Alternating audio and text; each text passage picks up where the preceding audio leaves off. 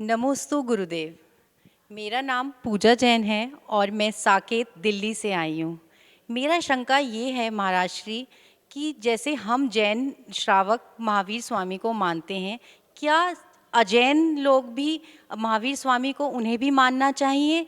और इससे धर्म के ऊपर क्या प्रभाव पड़ेगा? अगर सभी लोग मानेंगे, उनकी सभी पूजा करेंगे या उनकी मान्यताओं को सभी मानेंगे, तो उन पर क्या प्रभाव पड़ेगा?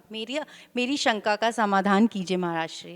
भगवान महावीर स्वामी को जैन ही मानते हैं मात्र ऐसा नहीं है। हर वो व्यक्ति मानता है महावीर स्वामी को जो अहिंसा से प्रेम करता है, जो अपने जीवन को शाकाहार बनाता है, जो सत्य की राह पर चलता है, ईमानदारी से जो जीवन जीता है, वो सब महावीर के साथ खड़े हुए हैं, या यूँ कहो महावीर उनके साथ है। लेकिन जो हिंसा के साथ है, जो असत्य के साथ है, ना महावीर उनके साथ हैं और ना वे महावीर के साथ हैं। तो दुनिया में ऐसा मत समझना कि जैन के महावीर हैं। महावीर लॉर्ड हैं, भगवान हैं, और भगवान की वाणी जो होती है वो सबके लिए होती है, सबके लिए। जैसे सूर्य का जो प्रकाश है, सूर्य का प्रकाश अमीर को होगा, गरीब को नहीं होगा, ऐसा नहीं होता है। सूर्य का प्रकाश तो समस्त सृष्टि के जीवों के लिए हुआ करता है और समस्त सृष्टि को हुआ करता है। जो उस सूर्य के प्रकाश का लाभ लेना चाहे ले ले। घर के अंदर बैठे रहोगे तो सूर्य का प्रकाश नहीं मिलेगा, घर के बाहर तो निकलना ही पड़ेगा। ऐसे ही महावीर स्वामी के तक तो पहुंचना ही पड़ेगा ना। तो जैन हो अजैन हो, वो सब महावीर के फॉलोवर बन सकते हैं, अनुयायी बन सकते हैं, जो सत्य अहिंसा से प्रेम करते हैं, जो कहते हैं जियो और जीने दो, इस भाव को रखते हैं, जो एक दृष्टि से किसी चीज़ को नहीं देखते हैं, अनेक दृष्टियों से एक वस्तु को देखा करते हैं, ऐसे अनेकांतवाद सिद्धांत को मानते हैं, वो सब महावीर को मानने वाले हैं। सापेक्षवाद का जो कथन है वो महावीर का कथन है, और इस कथन को साइंटिस्ट लोगों ने स्वीकारा है, विज्ञानता ने स्वीकारा है, इसके बिना कुछ नहीं हो सकता है। तो भगवान महावीर के वो सभी अनुयायी हैं जो ऐसे मार्ग में चल रहे हैं, सत्य अहिंसा के मार्ग में। नमोस्तु आचार्य गुरुवर, नमोस्तु आचार्य गुरुवर, नमोस्तु आचार्य गुरुवर।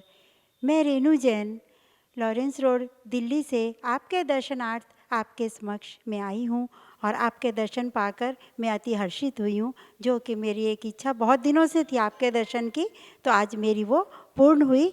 और मेरी शंका ये है महाराज जी कि मैं चारित्र में आगे बढ़ना चाहती हूँ, लेकिन मेरे शरीर का सहनन बहुत दुर्बल है।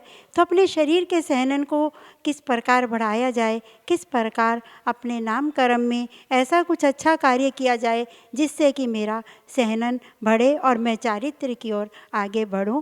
प्लीज़ मेरी शंका का समाधान कीजिए। नमोस्तु गुरुवर, नमोस्तु गुरुवर, नमोस्तु गुरुवर। शरीर एक माध्यम है संयम साधना को अच्छे से पालन करने के लिए। इसी कारण भगवान ऋषभदेव जब केवलत्व को प्राप्त हुए तो उन्होंने सर्वप्रथम उपदेश दिया, शरीर माध्यम खलु धर्म साधनम। शरीर जो है आद्यम प्रथम है धर्म का साधन के लिए।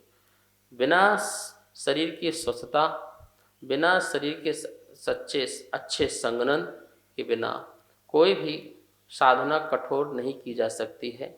कठोर साधना के लिए शरीर की ज़रूरत है। हमें अपना खान पान का ध्यान रखना, शुद्ध भोजन करना, और कब खाना कितना खाना इसका ध्यान रखना। शरीर के साथ अति नहीं करना।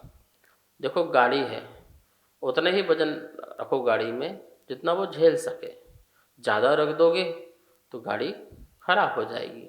ऐसे ही इस शरीर के साथ भी आप ध्यान रखें।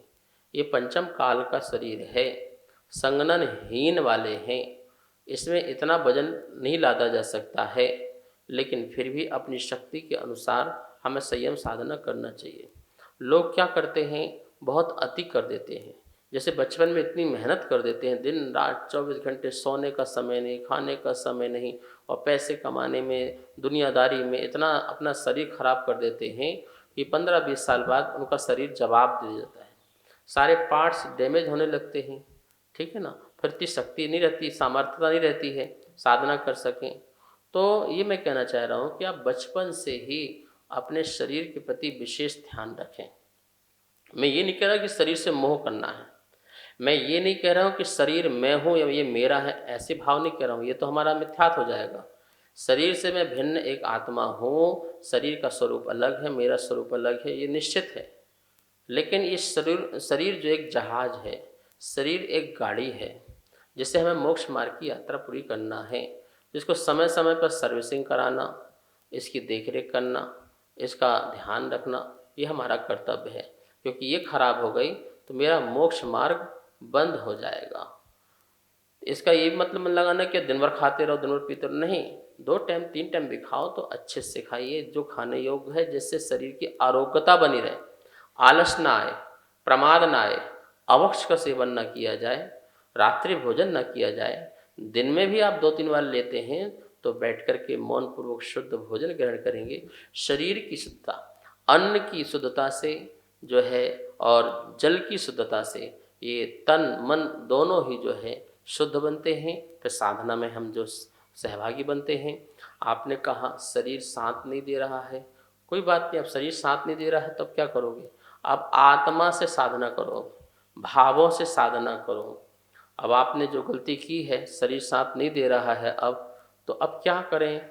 हम यही कहना चाहेंगे, भावों से आप तपस्या करें। अब भावों से ही आप पूजा पाठ कर लें, भावों से ही आप जो है भावना भाते रहें, शुद्ध आत्मा की भावना भाते रहें, कल्याण हो।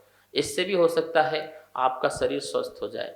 बी पॉजिटिव होने से, सकारात्मक होने से हमारा शरीर भी ठीक हो जाता है। कभी भी ठीक हो सकता है, कभी भी शुभ कर्म का उदय आ सकता है, कभी भी साता का उदय आ सकता है और शरीर ठीक हो सकता है। तो हमें इन बातों को ध्यान में रखते हुए हमेशा अपने संयम का पालन हो सके। क्योंकि यदि हमने शरीर का साथ नहीं दिया तो शरीर हमारा साथ नहीं देगा, और सबसे पहले छूटेगा तो हमारा संयम छूटेगा, हमारे व्रत छूटेंगे, हमारे नियम टूटेंगे, और व्रत नियम टूटने के बाद दोबारा ग्रहण करने के भाव नहीं हो पाते हैं। बड़ी मुश्किल से, बड़े पुण्य के उदय से हमारे मन में व्रतों के भाव पैदा हो पाते हैं, और ये हमारे शरीर के कारण व्रत नियम टूट जाएं तो ये हमारा दुर्भाग्य होगा, ये हमारा बहुत बड़ा पाप कर्म का उदय होगा। इसलिए प्रयास करना, कोशिश करना, इसके साथ अति नहीं करना, इसको साथ साथ लेकर के चलना। बाजार का नहीं खाना, फालतू चीज़ नहीं खाना, अवक्ष असेवनीय पदार्थों का सेवन नहीं करना। ये शरीर की प्रगति के विरुद्ध कोई किसी प्रकार का भोजन ना करें। इस बात का भी हमें ध्यान में रखते हुए अपने शरीर के संगठन को बढ़ाना चाहिए। इस कार्यक्रम के पुण्यार्चक थे